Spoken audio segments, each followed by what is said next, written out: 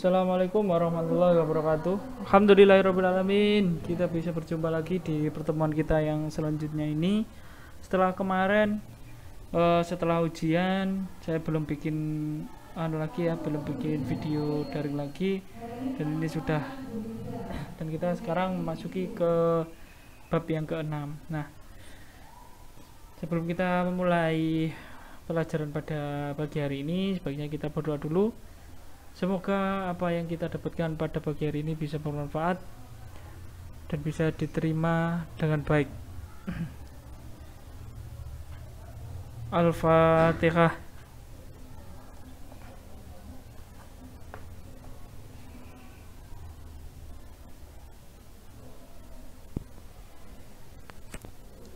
Baiklah, terima kasih. Selesai. Nah, di bab yang ke-6 ini kita akan membahas tentang, atau bab terakhir ya dari kelas 8. Ini tentang memperkuat komitmen kebangsaan. Memperkuat komitmen kebangsaan itu bagaimana? Memperkuat komitmen kebangsaan ini adalah bagaimana menguatkan jati diri kalian, menguatkan hati kalian untuk semakin cinta kepada Indonesia. Nah, di bab ini kita akan menunjukkan dari beberapa pendiri negara ya, dan nanti dari Insinyur Soekarno, dari Muhammad Hatta, yang kemudian sikap-sikap atau cerita dari mereka ini bisa kalian teladani seperti itu.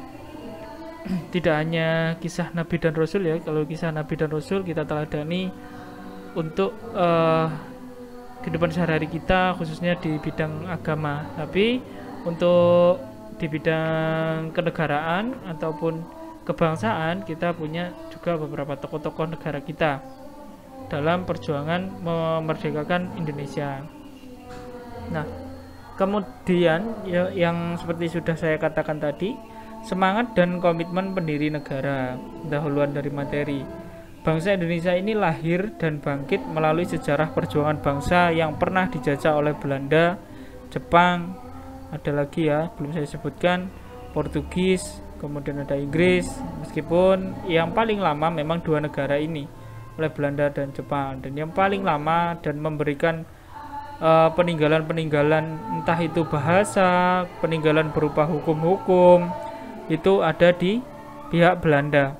Kemudian akibat dari penjajahan tersebut, bangsa Indonesia sangat menderita, tertindas lahir dan batin, mental dan material. Tertindas lahir dan batin ya, baik itu fisik maupun batinnya. Kemudian mental jelas, kemudian material di sini itu kekayaan alam kita yang seharusnya dulu itu kita sudah bisa mulai menabung hasil dari kekayaan alam kita, justru malah diambil oleh para penjajah. Kemudian mengalami kehancuran di bidang ekonomi, jelas tadi material. Kemudian politik, kita tidak bisa kehancuran di bidang politik, kita tidak bisa kita tidak bisa mengatur negara kita sendiri karena kita masih ada di bawah negara jajahan di masa itu. Beda dengan sekarang, kalau kita kan bebas sekarang politik, karena ya kita sudah merdeka, kita berhak mengatur urusan negara kita sendiri, tidak perlu dengan negara-negara yang lain. Kemudian ada kehancuran di bidang sosial, budaya, dan pertahanan keamanan. Kalau bidang pertahanan keamanan sudah jelas. Kalau sosial dan budaya, ya budaya kita pun berubah dulu. Yang aslinya itu yang Jawa, ya budayanya Jawa itu bagaimana, kalem gitu ya. Setelah kemasukan dari Belanda, ada sisi positif dan negatif sih. Kalau positifnya ya kita belajar banyak hal, tapi kadang hal tersebut tidak sesuai dengan budaya kita yang asli. Terus kemudian hingga sisa-sisa kemegahan dan kejayaan Nusantara seperti Sriwijaya dan Majapahit yang dimiliki oleh rakyat di bumi pertiwi sirna dan hancur tanpa sisa. Karena sebelum adanya Belanda, Portugis, Inggris, Jepang, itu sebelum masa-masa perang tersebut, di Indonesia ini kental dengan bentuk-bentuk kerajaan. Seperti dua kerajaan ini yang sangat berpengaruh di Indonesia, khususnya di Indonesia ya. Meskipun daerah kekuasaan dari Majapahit maupun Sriwijaya itu melebihi dari Indonesia. Australia dulu juga bekas dari bekas dari kekuasaannya Majapahit dulu, sangat luas dulu ya. Nah, terus kemudian besarnya nama Indonesia, ada beberapa peristiwa atau beberapa orang yang membawa dulunya. Kalau sekarang kan biasanya kita dengar ada kontingen dari sekolah mana gitu, mereka lomba di Belanda tentang robotik, itu membawa nama Indonesia. Tapi itu kan sekarang. Sebelumnya kan masih ada banyak juga yang membawa nama bangsa Indonesia harum di luar negeri. Nah, untuk di awal-awal dulu yang membawa nama Indonesia bisa terkenal dan didengar oleh dunia itu mulai dari sejak tahun 1900-an. Nama Indonesia menjadi lebih umum di kalangan akademik di luar Belanda, khususnya di bidang akademis ya. Dan golongan nasionalis Indonesia menggunakan nama Indonesia untuk ekspresi politiknya. Bahkan ini ada Adolf Bastian yang malah dia sebelum tahun 1900-an ya, dari Universitas Berlin mempopulerkan nama Indonesia melalui bukunya Indonesian Order die Insel des Malaysian Archipels. Nah, buku ini menjelaskan tentang bagaimana Indonesia dan Malaysia yang kita tetanggaan ya. Buku ini menjelaskan tentang budaya di dua negara ini. Itu ada tahun 1884 1894.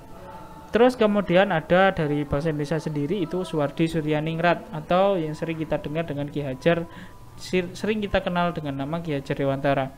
Ketika ia mendirikan kantor berita di Belanda dengan nama Indonesisch Persbureau di tahun 1913. Nah, bahkan Ki Hajar Dewantara ini berani gitu loh untuk mendirikan suatu kantor pers ya, atau kantor, kalau sekarang istilahnya kayak TV lah, perusahaan TV seperti Trans TV ataupun Transcorp ya, corporation gitu. Nah, tapi ini didirikan di Belanda di masa itu 1913, dan itu sudah membawa nama Indonesia. Nah, itu adalah salah satu cara dari beberapa tokoh nasional untuk mengenalkan Indonesia di mata dunia, bahwa bangsa Indonesia ini bukan bangsa main-main gitu loh. Kita juga berhak dan kita juga bisa bersaing kita bisa bersaing menghadapi para raksasa-raksasa negara yang lain, seperti itu. Nah, untuk materi awal ini hanya ini saja dulu ya.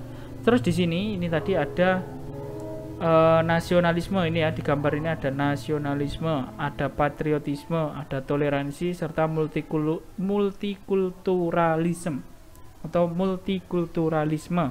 Itu nanti bisa coba kalian cari maknanya, terus kemudian tambahi di bawah catatan ini ya. Nasionalisme itu apa, patriotisme itu apa, kemudian toleransi itu bagaimana, serta multikulturalisme itu seperti apa, seperti itu.